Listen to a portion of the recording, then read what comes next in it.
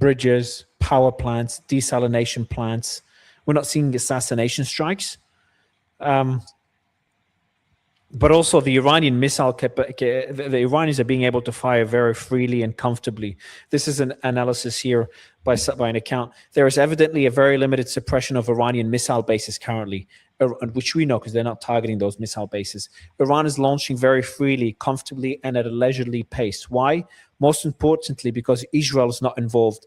Iran is huge. I think it's by Middle East Spectator as well. Iran is huge. It's impossible for the US to suppress Western and Southern Iran simultaneously 24/7.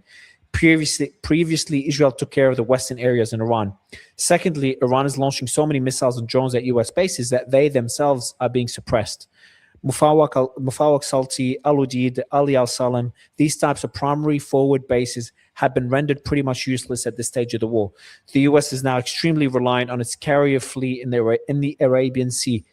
Lastly, in many cases, US aviation is being forced to carry out secondary duties like defending UAE, Bahraini, Saudi airspace from drone attacks due to critically low interceptor stockpiles. This limits their availability for combat missions. Another indication, which is why this was bizarre, just so many indications that point that this being a very stupid war. It's just not making sense. Let me see the source of this analysis. I don't know if it's I had read it. I could be wrong. I read it. I thought it was actually on point. Yeah.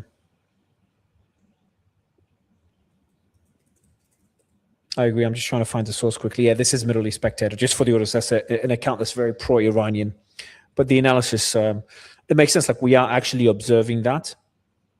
So I don't know. I just feel like there's something we're missing that would make this make sense because I'm not able to make sense of it. No, I think it's just Trump has been persuaded by the likes of Stephen Miller and other Zionists, both in the Congress and not just Jewish members, I'm talking Christian Zionists, that Iran is vulnerable. You just have to put pressure, economic pressure on the society, and they'll crack. And that's what they're doing with this, these series of strikes on Iran, thinking, okay, it's going to force them to crack. And it's not. It's going to have the opposite effect. It's going to piss them off even more and make it more resistance to anything the United States has to say. Yeah. And if you look at what we're showing now, we've talked about one of these towers a few days ago. They've struck one again, either the same one or a different one. If you put the video next one, just completely destroyed it this time. This is in Shabahar. So they're really focusing on these towers, which could be seen two ways. One is degrading Iran's ability to control the Strait of Hormuz. We've talked a lot about this. Or a shaping operation for some sort of ground operation, which we've also talked a lot about. But this is a video that came out now. They're still striking those towers. We haven't seen them really target the missile launchers or the missile infrastructure. They seem to have, for some reason, at least not yet, they haven't targeted those. Whether they just don't think the strategy works, considering they're underground, or whether the objective is not to degrade. That's the key. They're underground. They can't reach them. Yeah. They had 42 days to destroy them. How'd they do? They failed. And so now all of a sudden they're going to get lucky. Sorry. Not going to happen. Have you got more thoughts on the targeting of those bridges since we last spoke about it yesterday? I'll show some images now. They've targeted 7 bridges. Iranian state media reported that overnight US airstrikes in Hormozgan province targeted 6 bridges in the Bandar Abbas -La route, between La and Bandar Abbas. And there's the names of the bridges. There's no need for me to read them. The bridge that was targeted, one of the bridges targeted by the US was a major road connecting Bandar Abbas to Laristan, and from there to Shiraz.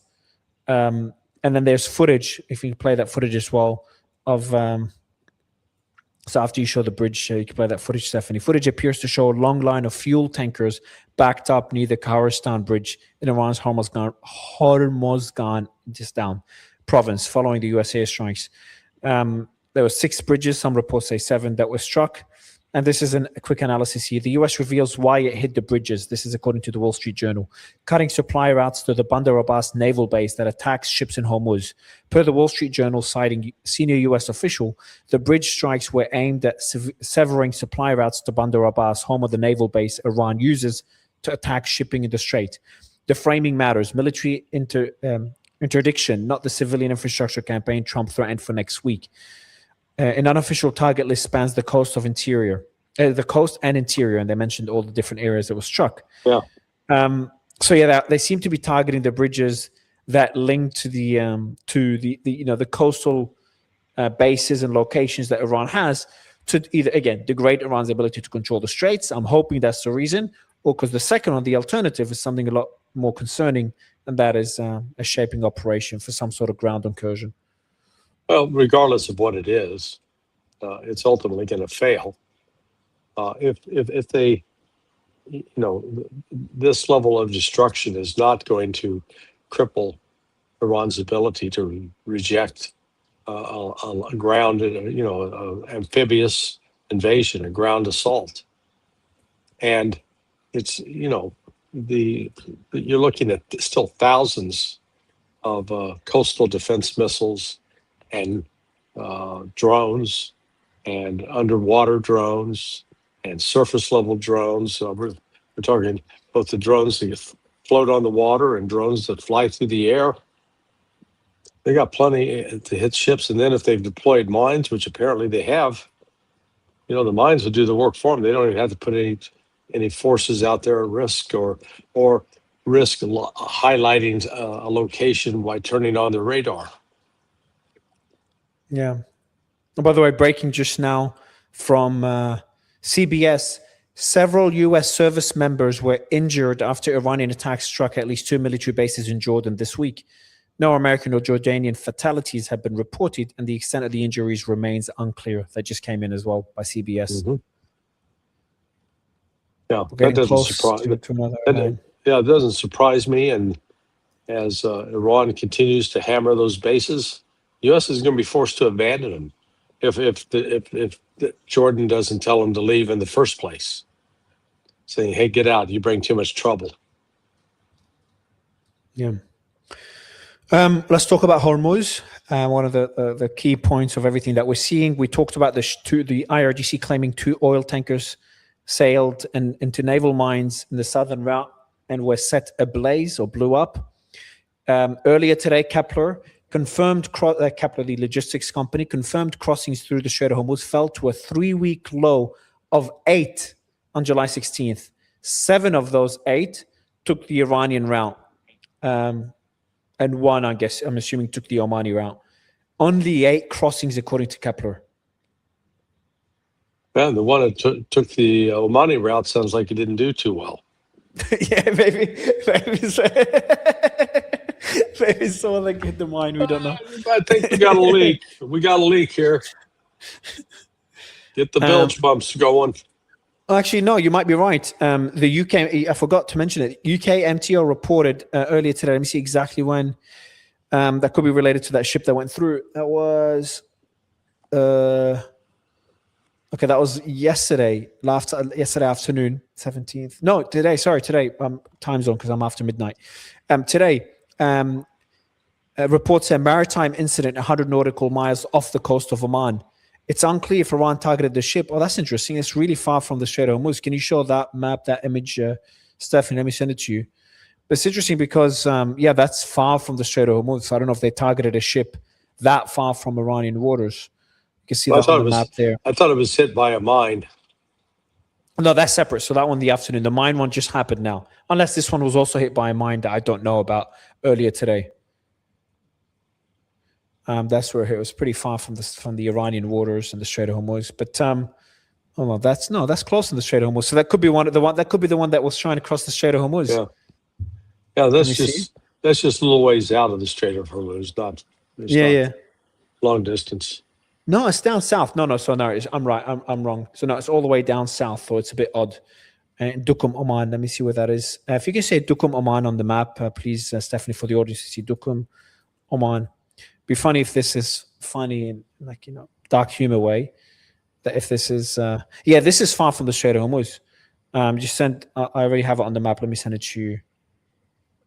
Oh, there it is. Yeah, this is Duqm. So it's far from the Strait of Hormuz. So it's odd one. There's one that was damaged there. Maybe hit a mine, but there's no way mine would be all the way there. So I don't know if that's. So can I put the mouse over the Strait of Hormuz just for the audience to know where the Strait of Hormuz is? There it is. That's the Strait of Hormuz, and then Duqm is there. So it's a bit far. I don't know if that was struck by a drone or something unrelated.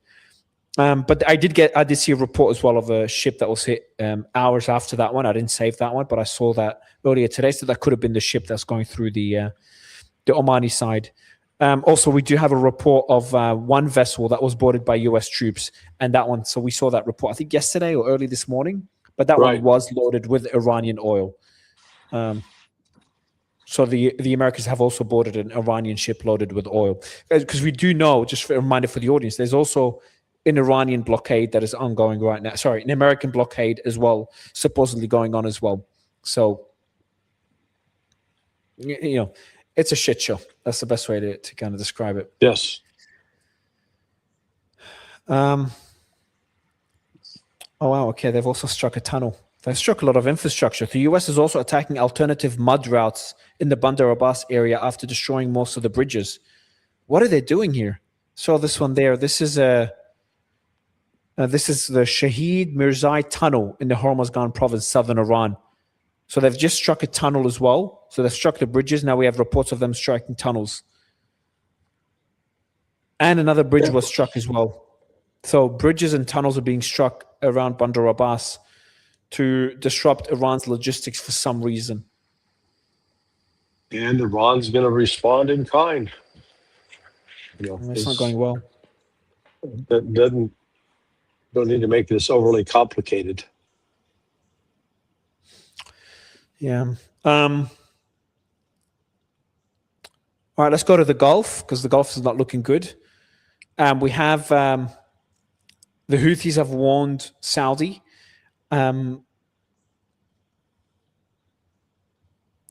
Okay, no, this is the report of Pakistan. You've already told me about it. This is a report from Reuters. According to Reuters, quote, after the Iran-aligned Houthi movement launched an attack on Saudi on Monday, nuclear-armed Pakistan told Iran it would treat attacks on the kingdom as attacks on itself. It told that to Iran.